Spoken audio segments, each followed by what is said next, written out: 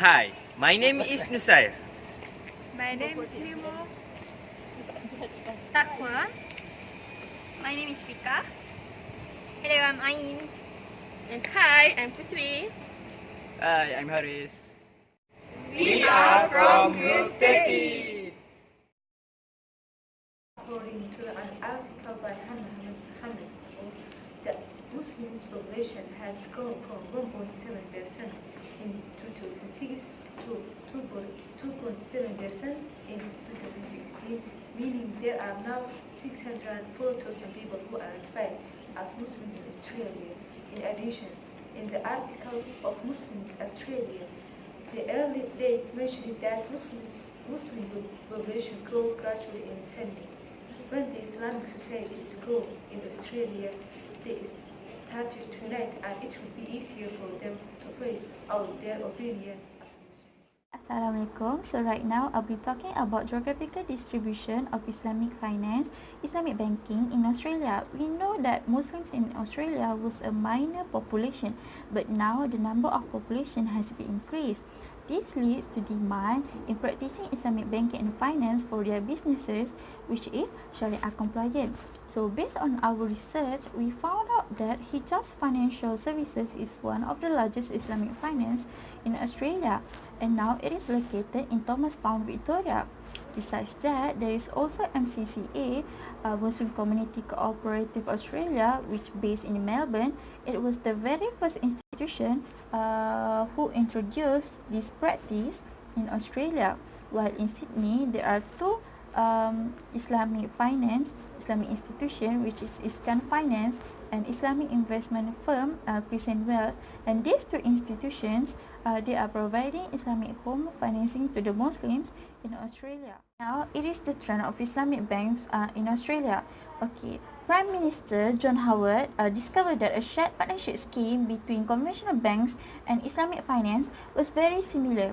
Okay, and this leads to the government of Australia in supporting the introduction of Islamic finance.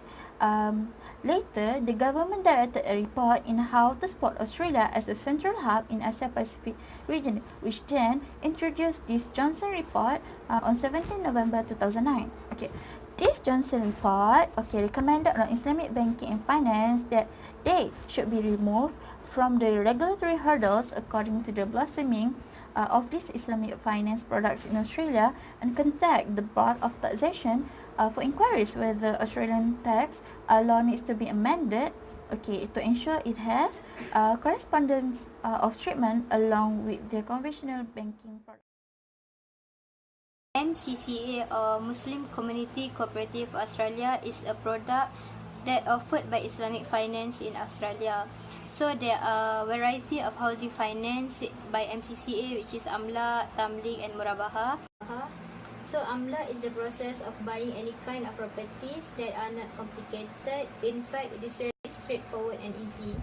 So it's different from any other conventional mortgage. The procedural requirement and process is neither time consuming nor complicated. Second one is Ijarah Muntahiyah Bitamlik. Tamlik, or lease to own, is a way of financing through the adoption of Islamic financial institution. So this mode of finance can be structured into two different parts, which are the promise of the assigned agent and the sale of beneficial right and lease back.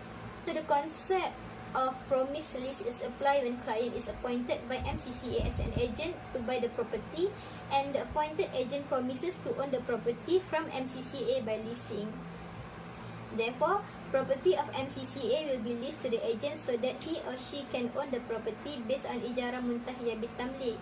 So the third one is Murabaha, is an Islamic financial structure in which margin of cost and profit is provided by the seller. However, the concept of Murabaha is not interest-bearing loan, but is a sale in the form of credit, which is acceptable in Islamic law. Islamic Cooperative Finance Australia Limited ICFAL is one of the institutions that operate in a Sharia-compliant manner in Australia. ICFAL provides Sharia-compliant financing for housing, vehicle, and community infrastructure. ICFAL does not invest in companies that have more than 5% of their total revenue from prohibited activities, alcohol, tobacco, pork, and obviously interest or riba-based activities and so on. This institute offer investment products and finance products. The example of investment products such as member account, children's education fund account, and Hajj fund account. For finance products, it offers car finance, property, and land finance. Car finance does use murabaha agreement for personal or business use. For home financing, it is using musyarakah concept. They have a fixed cost sharing determined by ISF1101. So here guys, I'll be explaining on law governing Islamic finance in Australia.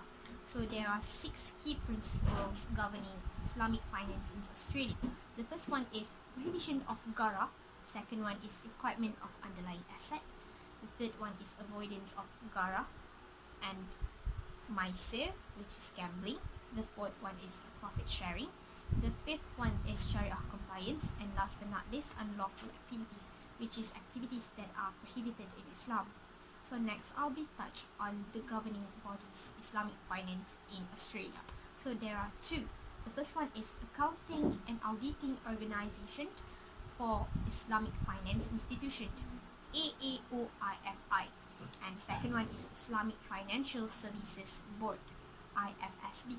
So these 2 governing bodies has been established to prescribe international standards guidelines. So these guidelines are not only limited to financial product, but also to financial institution operating standards, IT procedure, risk management, marketing, and etc. So Islamic banking in Australia will not be issued a license unless there are a Sharia board is established. So in Australia, there are 2 Sharia board that has been established. The first one is Sharia Advisory Board, which is responsible to advise on certain financial product to an Islamic banking. And the second one is a Sharia Supervisory Board, which is responsible to overseeing a day-to-day activities of the institution as a whole. If Islamic institution want to operate as a fully developed bank, they must get an approval from APRA, which is Australian Prudential Regulation Authority. In order to carry on as a banking business, the financial institution must obtain a license from the APRA under the Section 66 of the Banking Act 1959. Other than that, the license must have a detailed examination from the regulator of the financial institution, and it's not easy to get. Mostly, people, including Muslim and non-Muslim, actually do not understand what is Islamic finance and banking generally. In the Islam, all business practice that involve the use of riba is strongly haram. It is clear to make money out of money are not allowed. The next issue is Islamophobia. Islamophobia is the biggest problem faced by the Islamic financial system. The potential and contribution of the Islamic financial system is now become more difficult due to Islamophobia around the world. The media with their unethical and always linking Islam with the violence contribute to the rise of Islamophobia consistently. Whenever a terrorist attack takes place, the global media is repeatedly accusing and linking Islam with violence. The term Islamic terrorist is synonymous with the global mass media. The mass media only label terrorists if the violence was committed by Muslim. The Republican candidate, Donald Trump, who forbid Muslims to enter the United States on that time, Senator Fraser Anning from Queensland put out a statement on most attacks in New Zealand because of that, many countries, include Australia, keep on pressure of Islamic financial system. As a conclusion, by attracting foreign full-fledged Islamic banks and conventional banks, they can maximize their profits. This will encourage them in establishing bigger empires of operation in Australia. Australian-based financial institutions should be available in addressing Sharia complaints and other ethical financial problems to Muslims and non-Muslims claiming across Australia.